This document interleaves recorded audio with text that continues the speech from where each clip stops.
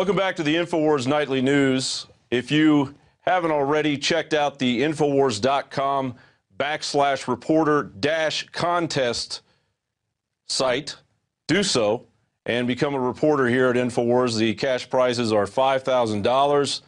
We're looking for a male reporter and a female reporter. And in order to speak your mind about topics such as Agenda 21, you can attempt to join us here at Infowars Nightly News. Now, speaking of Agenda 21, we're joined by Rosa Koire. She is an executive director of the Post-Sustainability Institute. The Post-Sustainability Institute was established to study the effects of Agenda 21 and communitarianism on liberty. And if that word is new to you, we will get the definition here shortly with this little demonstration with Rosa Koire. Thanks for joining us, Rosa. Great to be with you. Okay, I want to start out, obviously, with the definition of communitarianism. Wow. Well, communitarianism is a social and political philosophy that's behind United Nations Agenda 21 Sustainable Development. So it's really important to understand that it balances the individual's rights with the rights of the community.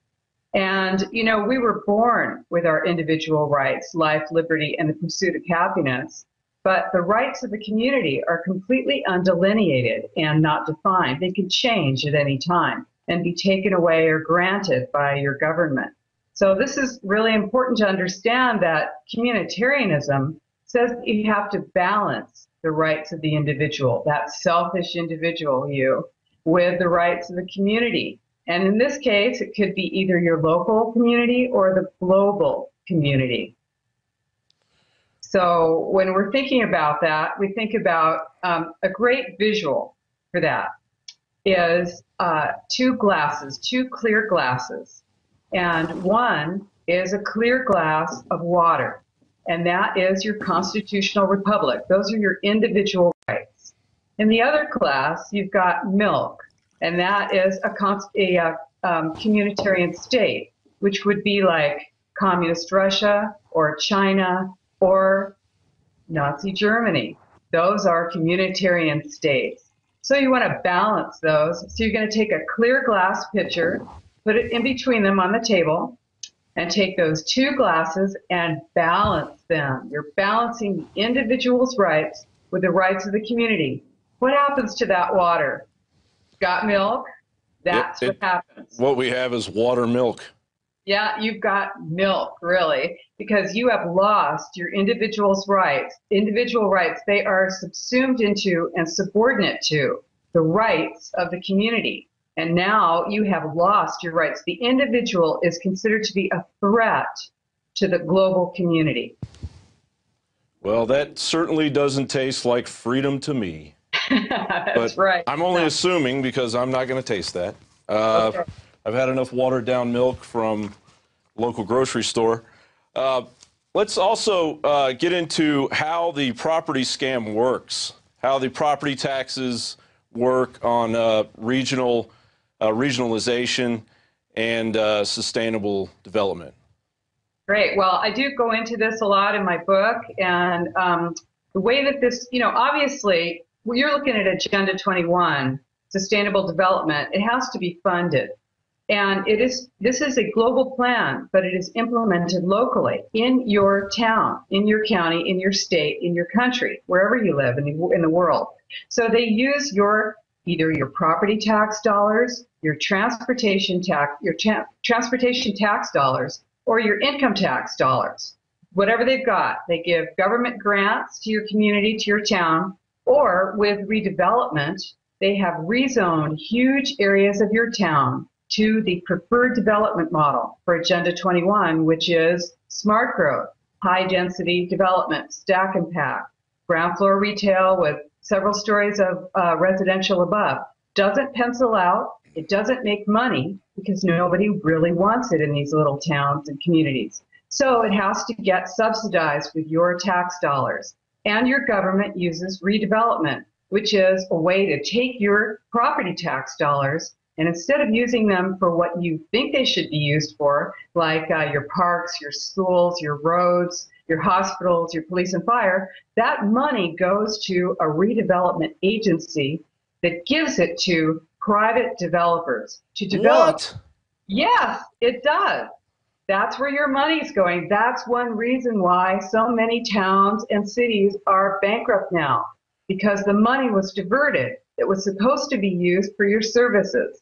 And then you get blighted property. And then how does how do they work the blighted property into the scam? Well, this is how they do it. Because these areas, it might be a huge portion of your city. Some cities, up to 80 or 90% of the entire city is declared to be blighted.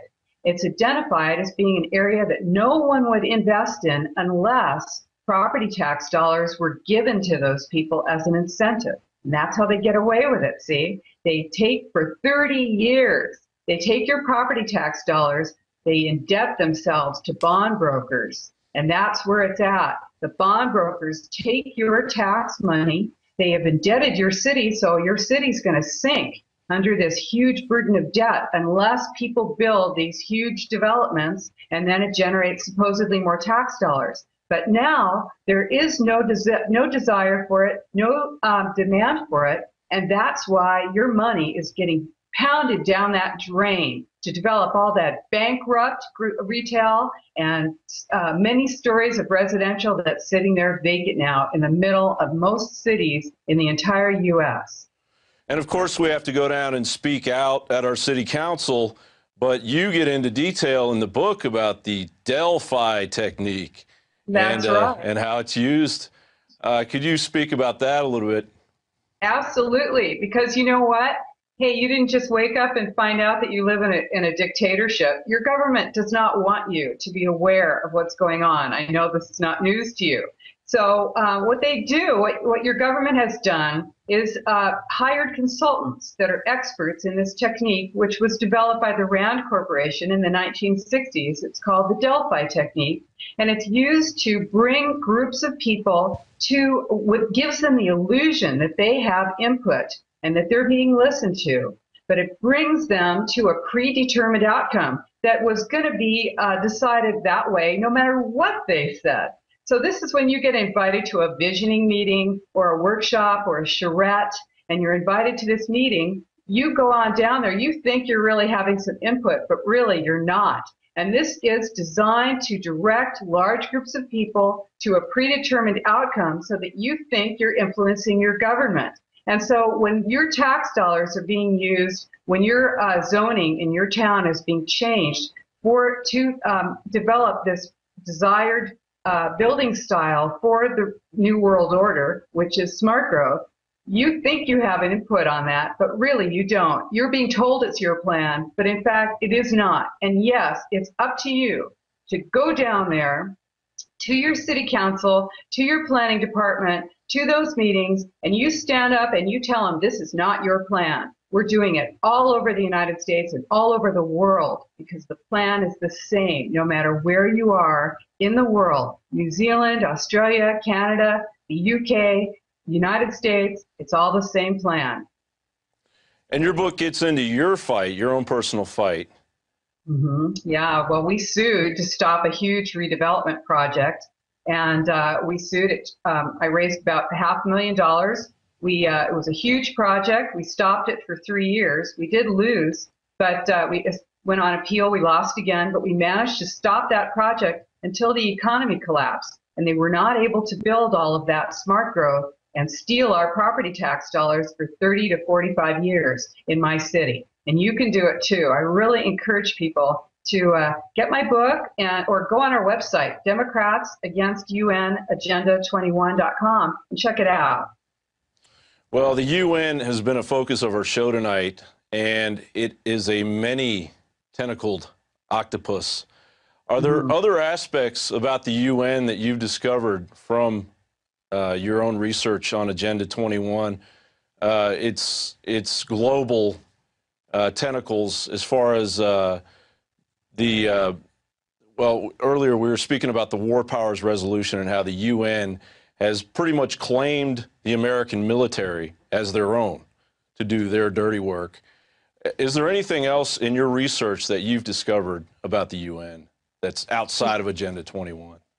Well, you know, it's almost it's not what is United Nations Agenda 21, it's what isn't. And you are going to look long and hard to find something that isn't, because this is a global plan and it's implemented locally, but it is a plan for inventory and control of all aspects of the world, all aspects of land, water, and human plants, animals, everything that you impact and that impacts you is being monitored, controlled, and inventoried. So when you see, for instance, in your town, a regional meeting, or when you see a bike boulevard, or when you see that your neighborhood association is not going to let you run for neighborhood president unless you've been vetted by the board first. Amazingly enough, this is all United Nations Agenda 21, Sustainable Development. And it's in your universities, it's in your planning departments, it's all over your government. And that's why you have to get sharp at identifying it, because it's not called Agenda 21. And in fact, the American Planning Association has published documents, and they had a communications boot camp for planners to teach them how to deal with us, because we are waking up and getting active. And this is worldwide. People are recognizing that UN Agenda 21 comes under many different names, and that you have to, get sharp and identify it and fight it where you are. Fight it locally. Well, I'm sure we have plenty of Delphi meetings going on here in Austin. We've got plenty of growth, of smart growth going on in the center of our town. How would somebody like me go about infiltrating? Let's say I have other members here, and of course there's going to be one person who's going to represent the Delphi technique. Do I go in there and would it be a good strategy to go in there and just openly say, I am here, I'm against you, I know this is Agenda 21, or is there another technique that our listeners could use? Well, I believe it's a big tent and there's room for everybody, and however you get to it is great. But in my book, I do describe how to anti-Delphi a meeting. And these are very tightly regulated meetings where the facilitator has been trained in the Delphi technique, and basically they don't allow dissent. That's the most important thing to know about communitarianism. It gives the illusion of buy-in by the community, but there's no allowing for dissent, and that's you. You are the dissenters. You're the resistance. So when you go into those meetings, I've got this in the back of my book. There's 20 pages on what you can do in this book.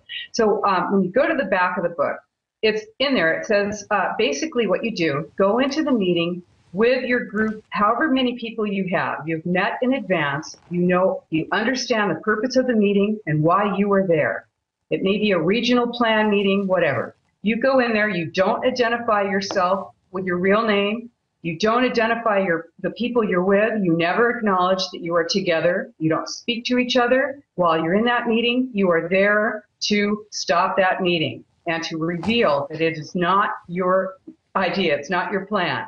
So there's a way to do it. You go in, there's a series of questions that you ask. There's a way to reveal that it is not your plan. You move into that meeting and you sit with all of the different tables, or you sit around that auditorium. You don't identify yourself as being with the group that you're with, and you ask questions. You say, excuse me, but it doesn't look to me like this plan is something that we have a chance to really have an impression on.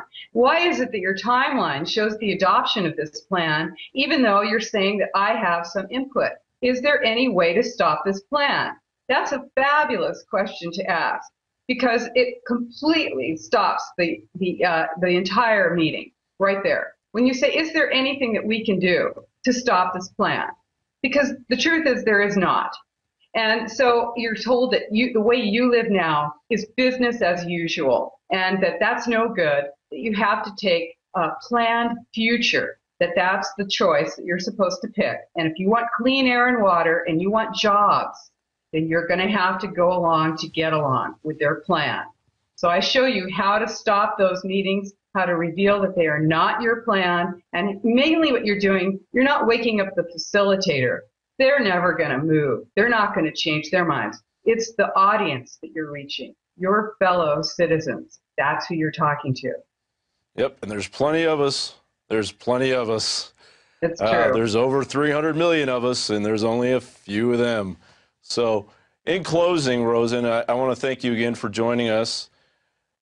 Is there anything that you want to add to the future of Agenda 21? What can we see in the next, well, by the end of 2012? Is there anything that you can forecast that we may be seeing here very soon? Well, what I'm really hoping to see is a worldwide movement of people just like ourselves who are going to get up and say, absolutely not. We will not stand for this. This is not the way free people live. We will not be Delphied. We will not be moved like this. We will not go along to get along. We will shut this down. We will speak out together. We will stop it. If we don't do it, you have an opportunity now. There's a window of opportunity now. We need to work together. It's not a left-right thing. Don't be misled by that. It's not Republican, Democrat, or left-right. Join together. Fight this together. This is something we can win, but we have to speak out and we must get active, all of us, right now, together. Well, thank you, Rosa, for your fight for liberty, and thanks for joining us again, and we will talk to you very soon. Thank you. All right, folks, that's going to do it for the nightly news. Again, we want to thank Rosa Koire for joining us and tending to those brush fires in the minds of many men and women in this country. This book is available at Infowars.com, at the store at Infowars.com. Pick one up, pass it around, pick another one up, pass it around, and the name of the book is Behind the Green Mask, UN Agenda 21, an excellent read, a quick read, and that's going to do it. Thank you for joining us here on Infowars Nightly News. I want to thank Alex Jones for being the man that he is and giving me the opportunity tonight to host the news. And we will see you again, Lord willing, on Monday. Have a good evening.